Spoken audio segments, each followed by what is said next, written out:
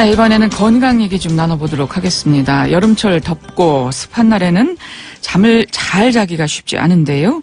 잠을 잘 자지 못하면 뇌가 충분히 쉬지 못해서 인지 능력이 떨어질 뿐만 아니라 혈당 또 혈압의 균형이 깨져서 대사 증후군 위험까지 커집니다. 잘 자는 게 가장 중요한 건강 비법이 될 텐데요. SBS 조동찬 의학 전문 기자 연결해서 자세한 말씀 좀 나눠보도록 하겠습니다. 조동찬 기자. 네, 안녕하십니까? 예, 조 기자는 요즘 잠 잘 주무세요? 아니, 저도 잠자기 좀 어렵습니다. 그렇죠. 예. 예. 저도 참 요즘에 그래서 수면을 이제 좀 취하기가 수면하는 어렵던데. 법에 대해서 예. 제가 좀 취재를 해보고 그걸 보도해드린 적이 있는데요. 예. 일단 방한 온도 맞추기가 쉽지 않죠. 그렇죠. 인터넷에서 이제 적정 수면 방한 온도 이렇게 검색해 보면 섭씨 17도에서 23도다 이렇게 나온 기사도 있고 20도에서 26도다 이런 기사도 있습니다. 그러면 이제 그 기사에서 다 포함되는 20도에서 23도가 최적 온도인가 이렇게 싶기도 한데 예. 왜 이렇게 기사마다 좀 다른가 공부를 좀 해봤더니요. 같은 온도라도 계절에 따라 다르게 느낄 수 있고 예를 들어서 이제 방한 기온이 20도라면 여름에는 서늘하게 느껴지지만 겨울에는 따뜻하게 느낄 수 있거든요. 네. 그리고 이게 습도에 따라서도 달라집니다. 또 똑같은 온도와 습도라도 사람에 따라 편차가 있기 때문에 방 온도 하나만 딱 떼놓고 이게 적정 수면 온도다 이렇게 얘기하기 쉽지 않은 이유가 있었는데요. 이렇게 잠자기 적당한 방 온도는 사람마다 다를 수 있지만 그래도 공통적인 게 있습니다. 먼저 잠을 잘 때 입면식이라고 하죠. 이때는 서늘한 느낌이 드는 게 좋습니다. 일반적으로 여름철에는 19도에서 23도의 온도면 서늘함을 느낄 수 있다고 합니다. 그런데 서늘함은 잠을 잘 들게 하지만 깊은 잠은 오히려 방해하는 것으로 최근 미국 연구에서 나타났습니다.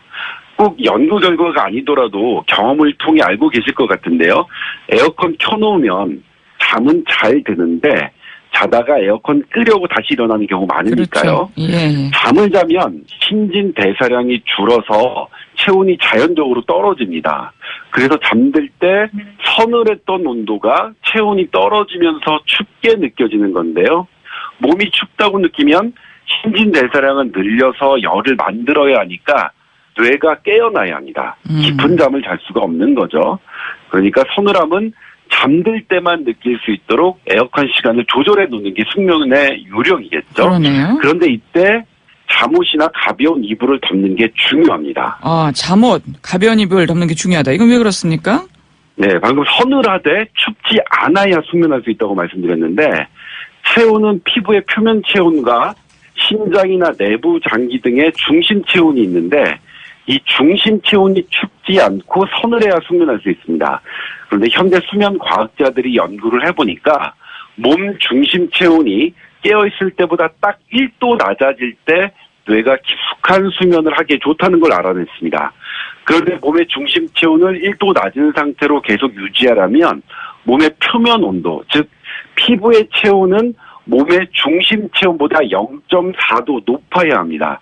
이건 네덜란드 연구팀이 밝혀낸 건데요. 실험자들에게 체온보다 시원하게 한 옷부터 체온보다 덥게 한 옷까지 다양한 온도의 옷을 입히고 잠을 자게 한 후 수면 뇌파를 분석했더니요. 몸 중심 체온보다 0.4도 높게 한 옷으로 잠을 잤을 때 중심 체온이 계속 1도 낮은 상태로 유지돼서 깊은 잠을 잔 것으로 나타났습니다. 연구팀은 이렇게 설명했는데요.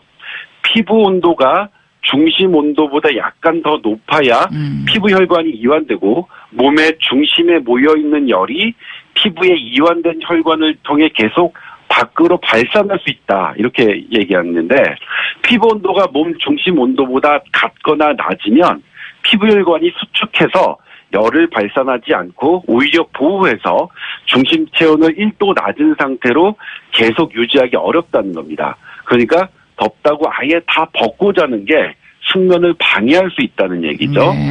할머니, 할아버지께서 좀 덥더라도 잠옷을 입거나 얇은 이불 덮고 자라고 하셨는데 이게 맞다는 게 현대 뇌수면 과학으로 입증된 것이라고 할 수 있겠습니다. 같은 원리로요. 자기 전 찬물을 마시는 것은 심부, 중심 온도를 낮춰서 수면에 도움을 줄 수 있지만 찬물 샤워는 피부 온도를 낮춰서 수면에 방해를 줄 수 있고요. 따뜻한 물로 30분 정도 반신욕을 하는 것도 피부 체온을 높여서 숙면에 도움을 줄 수 있습니다. 아, 찬물 샤워보다는 따뜻한 물로 반신욕하는 게 더 좋다. 네. 수면에 더 좋다는 말씀이시고요. 네. 잠자는 비법이라고 호흡법이 SNS에서 많이 돌던데요. 이건 어떻습니까? 정말 효과가 있습니까? 네, 최근 하버드 의대 출신 의사가 60초 만에 잠들 수 있게 한다는 478 호흡법이 SNS를 통해 화제가 되고 있는데 저희 SBS 8시 뉴스에서도 소개해드렸었죠. 그렇죠. 간단히 방법을 말씀드리면 숨을 푸 하고 내쉽니다. 그리고 4초 동안 코로 천천히 들이마시고요. 7초 동안 숨을 멈추고 8초 동안 숨을 천천히 내쉽니다.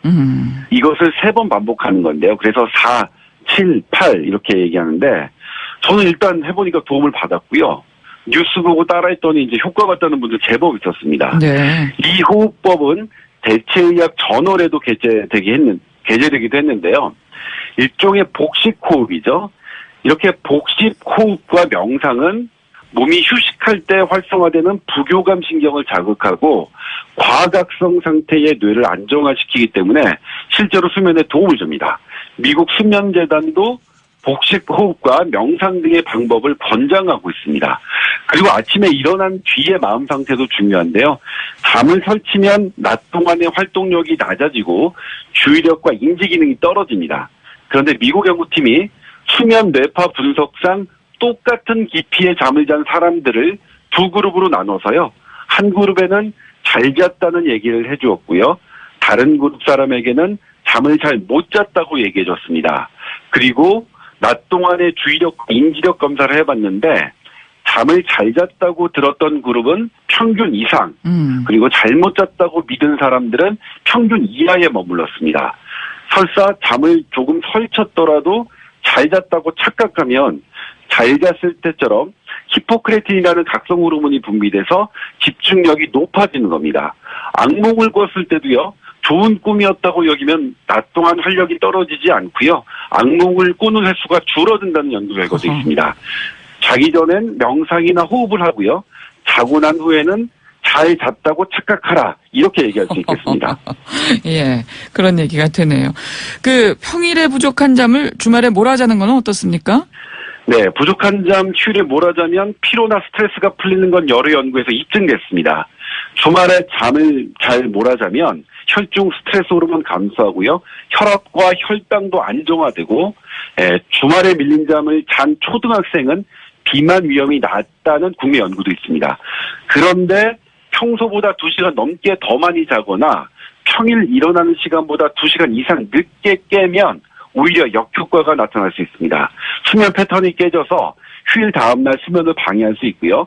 불규칙한 수면 패턴이 반복되면 장기적으로 면역력을 떨어뜨릴 수 있기 때문인데 예. 주말에 몰아자는 것도요.